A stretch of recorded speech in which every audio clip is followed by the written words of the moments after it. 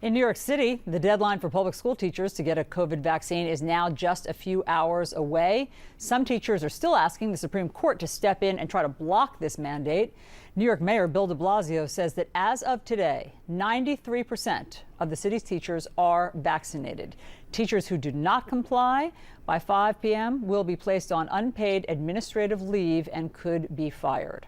Joining us now is Stephanie Edmonds. She's a New York City teacher who has decided not to get vaccinated. Stephanie, thanks so much for being here. As I understand it, after years of teaching, did you just teach your final class a few minutes ago? You just wrapped up? I did just finish a class, so sorry if I'm a little bit emotional right now. I do have one more after this. But, you know, unless anything major changes over the weekend, it does seem like this will be my last class with the New York City Department of Education. It most likely won't be my last class ever. Yeah, I hear you. I mean, but I also hear that you are emotional. This, you say, has been the hardest decision of your life. So why aren't you getting vaccinated? Personally, I have, a deeply held religious objection. I believe that this goes against my faith. It's a betrayal of my faith in God. And, for that reason, I've decided not to. But I'm speaking out today for teachers who have a whole host of objections, whether they be religious, medical, philosophical, and I am actually part of the class action lawsuit that you're referring to that has the special Supreme Court hearing over this weekend. And, I am hoping that perhaps there will be some justice. As I understand it, you're Jewish. And so just help us understand, where in Judaism does it say that you can't be vaccinated? Judaism is not a monolith like all religions. I mean, I'm a history teacher. Even just a basic look at history will show us that people of the same religious faith do not often agree. And while in Judaism there is no specific tenet, as there isn't for much of life, especially in the modern world, we can look to it for guidance. So I've done what I suggest other people do, consult with your family, pray, and this is the decision that I've come to between me and God.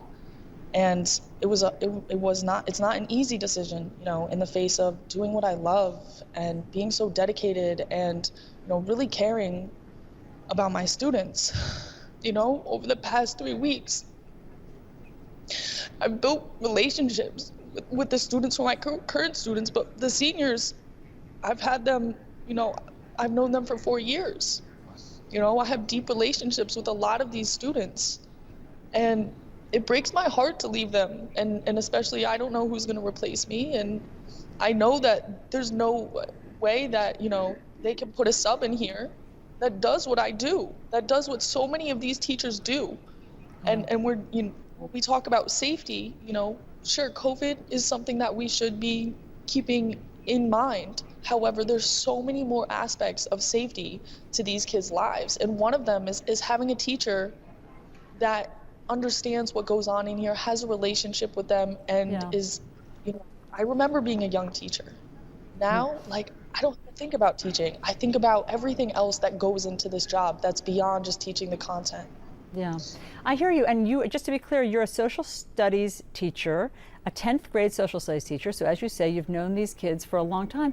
So just so I understand something, and because this is so hard for you, what worries you about the COVID vaccine? What part scares you?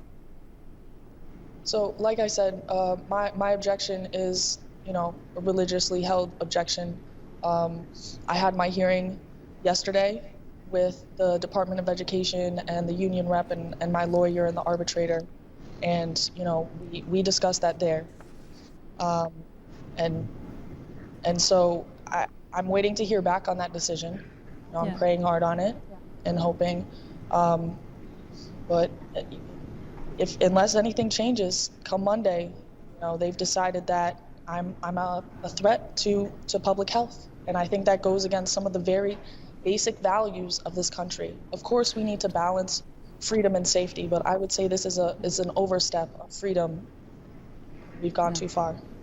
Well, look, we have seen cases where teachers have sickened their students with COVID, and the students who weren't old enough to get vaccinated brought it home to their families. So this isn't, they're not just making this up. We have seen cases of that happening. But just so I understand, Stephanie, I mean, Judaism believes in modern science and modern medicine and being able to protect yourself.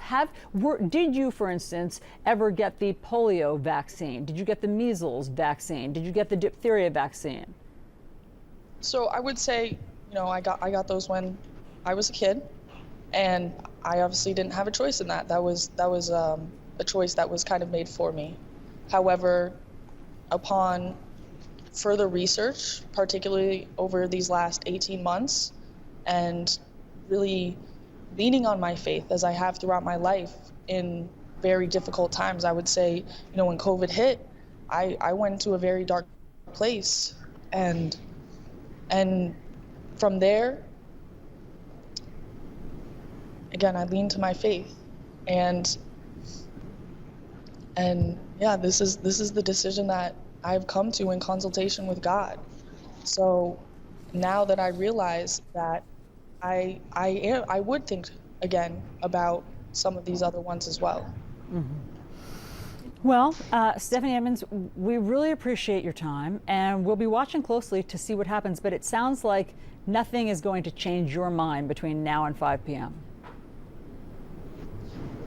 Yeah, it was hard to come to my decision, but once I did, I have faith, deep faith in that, and wherever this path leads me, I know it's where I'm supposed to be going. So perhaps it will be back here, or perhaps it will be to another classroom somewhere else.